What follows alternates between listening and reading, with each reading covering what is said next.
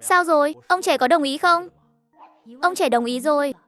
Anh biết ngay mà, em họ ra tay là xong hết. Chứ để anh mà đi nói á, lão già đó chắc chắn cầm gậy đuổi đánh anh rồi. Anh đừng vội mừng sớm thế.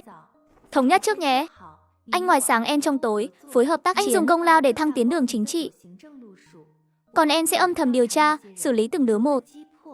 Em không định dấn thân vào chính trường à? Không đâu anh họ. Trứng không nên để cùng một giỏ. Và lại người nhà mình đã có chân trong giới chính trị đủ nhiều rồi. Không cần thiết ai cũng phải chen vào đó. Cũng đúng. Mục tiêu lớn quá dễ bị nhắm tới. Em ẩn mình trong tối ngược lại còn an toàn hơn. Em mà có mệnh hệ gì lúc ở cạnh anh, chẳng cần đến ông trẻ đâu. Mẹ anh sẽ là người đầu tiên đánh gãy chân anh. Trong lúc hai người trò chuyện, Phương Mãnh và Lữ Á Nam lần lượt bước vào. Đây là thẻ công tác của Nặc Nặc, họa sĩ phác họa đặc cách của đội hình sự. Thẻ công tác sao? Không phải nhân viên thời vụ à? Không phải thời vụ đâu. Bố anh nói nhân tài xuất chúng thì phải mời bằng tất cả sự chân thành. Có điều anh bảo em không thích ngồi văn phòng, nên mời thêm 2 chữ đặc cách vào thẻ. Như vậy thì thời gian sẽ tự do và linh hoạt hơn. Bạch Nặc mở túi giấy 11 mang ra, lấy tờ văn bản phê duyệt đặc biệt bên trên, đã được ký tên và đóng dấu đầy đủ. Thậm chí thẻ công tác cũng làm xong rồi. Sau khi mấy người ăn cơm ở tiệm quốc doanh, thì tới đồn công an huyện làm thủ tục nhận việc. Hiệu suất làm việc đúng là đỉnh của chóp. Sáng sớm hôm sau, lúc trời vừa tờ mờ sáng, Bạch Nặc đã bị tiếng gõ cửa của Phương Mạnh đánh thức. Tỉnh táo lại đi, ăn sáng xong là mình xuất phát luôn. Lên xe rồi ngủ tiếp được không? Xe cộ thời này sắp muốn hẹo. Đường xá chắc cũng chẳng khá khẩm gì. Ngủ làm sao nổi mà ngủ. Vất vả cho Naiu nhà mình rồi. Lát nữa anh sẽ đi tìm vật liệu. Chúng ta tự độ một chiếc xe thật êm, Bạch Nặc. 4 người họ ăn nhẹ, một bữa sáng đơn giản. Sau khi trả phòng ở nhà khách, cả nhóm lái xe hướng về phía thành phố. Khi đã vào đến nội thành, Á Nam sẽ đưa em đến cục công an xem người đã đăng xuất đó. Anh và Phương Mãnh sẽ chia nhau đi điều tra đám người kia. Ở cục công an em phải theo sát Á Nam nhé. Nhất định phải chú ý an toàn. Em biết rồi mà. Chuyện an toàn của tụi anh thì không phải lo. Anh sẽ cố gắng dành thêm thời gian cho mọi người ở lại thành phố. Bạch Nặc đã nhẫn nhịn suốt buổi, đầu óc cứ nghĩ ngợi lung tung. Bị sốc đến mức não như muốn văng ra ngoài luôn. Cô nhìn An Vận với ánh mắt đầy tuyệt vọng. Biểu ca, anh có quen ai ở nhà máy cơ khí không? Nếu chúng ta có thời gian, đưa em vào đó tìm ít linh kiện đi, để tụi mình độ lại cái xe này. Khuấy miệng An Vận giật giật, đúng là con cháu nhà họ Bạch. Người ta đang hỏi anh đó, đàn ông con trai gì mà lề mề. Naiu dáng nhịn thêm chút, lúc về anh sẽ đưa em đến nhà máy cơ khí. Tiện thể anh có ông bạn chiến hữu cũ đang làm xưởng trưởng ở một nhà máy cơ khí trong thành phố. Chúng ta qua đó mà độ xe. Hay quá. À mà không, anh đâu có nói là không được. Bao nhiêu tiếng tốt anh dành hết rồi. Im miệng đi. Dạ vâng. Bày đặt. Xe thời này chán thật sự. Mà đường xá còn chán hơn. Nhưng may mà huyện Phúc tính cách thành phố chỉ tầm 150 cây số thôi. Nếu lái xe, mất khoảng 2 tiếng là đến thành phố Khai Nguyên. Sau khi vào nội thành lại đi thêm nửa tiếng nữa. Cuối cùng cũng đến trước cửa cục công an. 2 thứ đó là vật giá trị nhất cái cục công an này đấy. Nghe bảo còn quý hơn cả ông cục trưởng nữa. Cục trưởng có thể mất, chứ 2 bảo bối này thì không được mất đâu. Thế sao không mang vào sân mà cất? Đỗ ngoài này không sợ bị mất sao? Xe thời này chẳng có hệ thống chống trộm gì. Muốn trộm thì quá là dễ dàng. 2 cái hộp sắt to đùng, lại còn không có chìa khóa. Ai mà chẳng trộm được cơ chứ? Cứ nói là muốn lái chiếc nào đi. Cho tôi 5 giây. Tôi lái xe đi cho xem. Lợi hại vậy sao? Biểu muội bá đạo quá. Thật ra tôi cũng muốn thử lâu rồi. Cái xe mô tô 3 bánh đó lái cảm giác thế nào? Cái này dễ hơn chiếc ông tô kia nhiều. 3 giây là tôi nổ máy được luôn. Ngại quá. Dạo này chúng tôi đang nghiên cứu diễn tập chống trộm. 2 đồng nghiệp này của tôi đối với việc này cực kỳ có trách nhiệm. Đi đến đâu cũng theo thói quen mà tập dượt. Lời thoại dùng trong diễn tập ấy mà. Làm đội trưởng Lý chê cười rồi. Hiểu mà. Hoan nghênh các đồng chí ở huyện đến đây hỗ trợ kỹ thuật cho chúng tôi. Mọi người vất vả rồi. Hay là chúng ta vào trong trước? Làm phiền anh dẫn đường. Mời mọi người. Sau khi quay người đi được một đoạn, Lưu Á Nam nhanh chóng quay lại, hung dữ nói với 2 người phía sau. Tôi cảnh cáo 2 người, không được đụng vào xe mô tô của người ta. Chúng ta đến để hỗ trợ kỹ thuật, chứ không phải đến để tự thú đâu. Đây là đội trưởng Lý của đội hình sự. Đội trưởng Lý dẫn 4 người Bạch Nặc vào một phòng họp. Mọi người ngồi đợi một lát, tôi đi sắp xếp công việc trong đội chút đã. Sau đó sẽ lấy hồ sơ vụ án này qua đây. Được, làm phiền anh.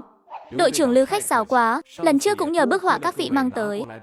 Mọi người mới có thể dùng tốc độ nhanh nhất tìm ra nghi phạm, tránh được rất nhiều rắc rối và tổn thất. Từ sau bận đó, chúng tôi vẫn luôn đối với vị họa sư phác họa này của công an huyện. Vừa ngưỡng mộ lại vừa tò mò. Chỉ qua những lời mô tả đơn giản mà có thể phác họa nghi phạm giống đến vậy. Tiếc là bấy lâu nay chưa có dịp gặp mặt. Lần này mời được các vị đến hỗ trợ kỹ thuật đội hình cảnh chúng tôi, trong lòng cũng thấy yên tâm phần nào. Mọi người vì vụ án này mà đã thức trắng mấy đêm liền rồi. Chút manh mối tìm được trước đó cũng bị đứt đoạn. Giờ chỉ trông chờ vào các vị có thể giúp chúng tôi tìm ra vài đầu mối hữu ích. Ít nhất là xác định được danh tính kẻ đó. Sau vài câu xã giao ngắn gọn, đội trưởng Lý nhanh chân đi lấy hồ sơ tài liệu. Vị đại đội trưởng này khéo ăn nói thật. Làm đội trưởng hình cảnh thì hơi phí tai. Lẽ ra nên làm chính ủy trong quân đội. Tính mắt đấy, anh ta là quân nhân xuất ngũ chuyển ngành. Về đây 2 năm trước ở quân đội, chức vụ của anh ta đúng là chính ủy. An Vận sau khi xác nhận vị đội trưởng kia đã đi khỏi, liền vội ra hiệu cho Lưu Á Nam. Lưu Á Nam gật đầu, trực tiếp tựa vào cửa để nghe ngóng động tĩnh bên ngoài. Lát nữa tôi và Phương Mãnh sẽ tìm cớ rời đi. Em và Á Nam ở lại phối hợp công việc với họ. Nhiệm vụ Phương Mãnh nhận được là điều tra danh sách mật vụ ở Khai Nguyên. Còn An Vận và Bạch Nặc muốn mượn nhiệm vụ này để tra rõ kẻ đứng sau hãm hại gia đình mình, cùng mạng lưới thế lực của hắn để tiêu diệt từng tên một. 2 ngày trước đã dùng mật thư nhà họ An báo cho anh em. Đồng thời Bạch Nặc cũng báo tin cho Dư Húc Linh. Con cháu nhà họ Dư chắc là trong vài ngày tới sẽ lần lượt nhận được tin. Đồng thời Bạch Nặc gần đây cũng bắt đầu liên lạc với tay mắt nhà họ Ngụy. Biểu ca, anh cứ tìm ra người đi. Những việc khác cứ để em lo. Em định làm gì? Muốn hạ gục được họ thì trước hết em phải có bằng chứng phạm tội của họ. Bằng chứng này phải là đòn chí mạng để xử lý triệt để, phải thật đanh thép để không ai bảo lãnh nổi. Trong thời gian đó còn phải bày binh bố trận nữa. Em không thấy phiền sao? Anh không sợ trong lúc đó sẽ chọc điên bọn họ sao? Lỡ bọn họ làm liều thì sao? Cho dù hai chúng ta không sợ, vậy còn con cháu khác của An gia thì sao? Nhà anh đâu phải ai cũng biết đánh đấm. Ví dụ như mấy đứa em họ yếu đuối của anh. Chị họ, vậy ý của chị là sao? Anh đưa danh sách cho em, để em đi xử lý vài đứa. Dùng mạng để giết gà dọa khỉ mới là cách răn đe hiệu quả nhất. Chỉ cần khiến bọn họ sợ, thì sau này khi làm việc, bọn họ mới biết thế nào là chừng mực. Đừng hở ra là đòi hại người nhà của người khác. An Giật không kìm được hít một hơi lạnh, kinh ngạc nhìn cô em họ trước mặt. Đột nhiên An Giật như chợt nhớ ra điều gì, bèn quay phát đầu lại nhìn Lưu Á Nam. Trong lòng run lên bần bật. Anh chàng này thấy mình là một công an, mà em họ anh lại ngang nhiên nói chuyện xử lý người khác. Sợ anh sẽ chấp pháp nghiêm minh. Thôi, anh không cần đề phòng tôi như vậy. Kể từ lúc tôi đồng ý hợp tác với các người, thì đã lường trước được nhiều hậu quả rồi. Tìm hết đám người đó ra để xử lý, không phải là tôi chưa từng nghĩ tới. Bởi vì nương tay với kẻ thù, thì cuối cùng người chịu thiệt chỉ là người mình thôi. Đạo lý này tôi đã biết từ khi còn nhỏ rồi. Thật ra em rất tò mò, chị Á Nam với tư cách là một cảnh sát hình sự, tại sao lại đồng ý gia nhập với chúng em? Chẳng lẽ có liên quan đến phe cánh đứng sau lưng cục trưởng Lưu? Ông ngoại tôi là một nhà nghiên cứu khoa học, cậu tôi là một quân nhân. Họ đều vì đất nước này, cũng như vì tín ngưỡng của mình mà đã cống hiến tất cả những gì có thể. Nhưng 2 năm trước vì vấn đề phe phái mà cả nhà bị điều đi. Nửa năm trước có tin báo ông ngoại tôi bị hại đến mức đăng xuất. Bà ngoại tôi cũng đi theo ngay sau đó. Cậu tôi thì bị gãy một chân. Đứa em họ mới 10 tuổi của tôi thì bị hủy dung. Lúc sự việc mới xảy ra, ông ngoại và cậu tôi đã lập tức cắt đứt quan hệ với mẹ tôi. Ba em được lãnh đạo cũ ở cấp trên khẩn cấp điều về quê cũ ở huyện Phụ Tân. Cả nhà em nhờ vậy mới tránh được kiếp nạn này. Lúc đầu người nhà em cứ nghĩ là mấy năm nay cứ ẩn náu ở huyện Phụ Tân trước, ít nhất người nhà vẫn còn ở bên ngoài, vẫn còn có thể nghĩ cách âm thầm chăm sóc cho ông ngoại và cậu. Nếu cả nhà em mà bị đưa đi cải tạo hết, thì đó mới thực sự là bước đường cùng. Những năm qua, chúng em vẫn luôn âm thầm tìm cách. Chỉ là không ai ngờ được, đám người đó lại ra tay tàn độc đến thế. Tin tức ông bà ngoại đã ra đi, bọn em cũng vừa mới nhận được cách đây không lâu. Người đã đăng xuất rồi thì không thể coi như chưa có gì. Ba em là quân nhân, ông có đức tin và nỗi khổ tâm riêng. Em thì không vĩ đại đến thế. Em không đành lòng nhìn mẹ đau khổ rơi lệ. Em luôn nhớ rõ lòng tốt của ông bà ngoại dành cho mình. Cậu đối đãi với em như con ruột, nên mối thù này em nhất định phải trả. Những người còn lại em cũng phải cứu bằng được. Chị này, chị chẳng phải từ nhỏ đã sống ở huyện Phụ Tân sao?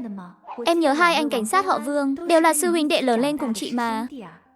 Họ đúng là sư huynh đệ lớn lên cùng chị đó. Quê gốc của ba chị ở huyện Phụ Tân. Có điều sau này ba chị đi lính, chị theo ba mẹ sống ở khu quân đội mấy năm. Sau đó ba chị chuyển ngành về làm công an. Lúc đó chị mới quen 2 anh em, Vương Gia Câu và Vương Thủ Giang. Họ cũng bắt đầu học võ với ba chị từ dạo ấy. Sau này ba chị lại bị điều đi hỗ thị. Chị cũng quen chị Hướng Xung của em từ lúc đó. Chỉ không ngờ mấy năm trước nhà ngoại gặp chuyện. Lãnh đạo cũ của ba vì muốn bảo vệ ba mẹ chị, nên mới điều họ quay trở lại đây. Vị cục trưởng Lưu này, sự nghiệp đúng là thăng trầm thật đấy. Thật ra chuyện nhà họ Lưu thì Phương Mãnh đã tra rõ rồi.